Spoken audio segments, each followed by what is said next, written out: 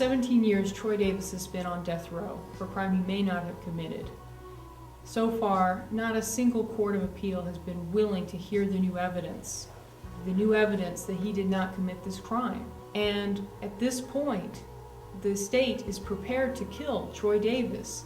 And so it is so crucial that people come out and display their support and demonstrate that they believe that innocence matters, that justice matters, that fairness matters, that putting to death somebody who has so many shadows of doubt hanging over his case doesn't serve anybody. It does not serve the victim of the crime. It does not serve Officer McPhail's memory. It doesn't serve anybody. It just creates a further injustice. I've been sitting on Georgia's death row for 16 years for a crime I did not commit. It's been a struggle for me and my family, as well as the victim's family, who I sympathize with fairly, because they have been cheated out of justice just as I have. So courts are reluctant to go back and redo what the jurors did the first time. The thing that's most interesting about these recantations is that they had nothing to lose by remaining silent except to deal with their conscience.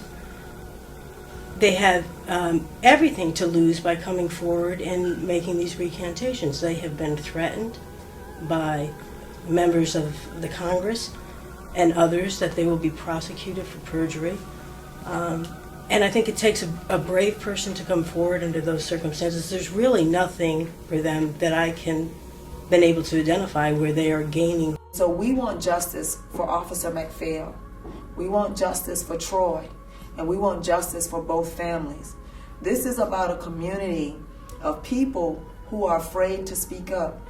Do you know that the witnesses are still afraid of the police? It's very hard for the average person to understand how a case that was totally based on eyewitness testimony could then, after having 7 people recant and change their stories and say they were either coerced by the police or they felt pressured by a neighborhood bully, that evidence can't get back into court. It just doesn't make sense to the average person that our court system would allow something like that to happen. And yet that's what's been happening there for years. We have to do what's right, always. We cannot make mistakes, because if you execute an innocent person, you can't bring them back from that.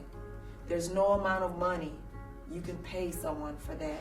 I'm also a death row exonerated, and when I look at the facts of my case, it reflects the facts of Troy Davis's case. If you're willing to kill Troy, then you're saying that you were willing to kill me, because I had witness recantation, I had misidentification, I had police misconduct, I had prosecutor misconduct.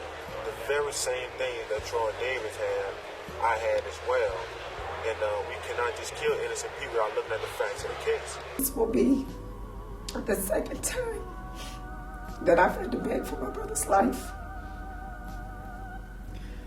And I just hope that they will listen. The parole board is our only hope right now. They act as a check on the judicial branch. They have the power to prevent a person with so many doubts hanging over his guilt from being executed. They have the power to make sure that the state of Georgia does not make an irreversible and horrific error. We need everybody to do everything they can to demonstrate that you believe that fairness and justice do matter.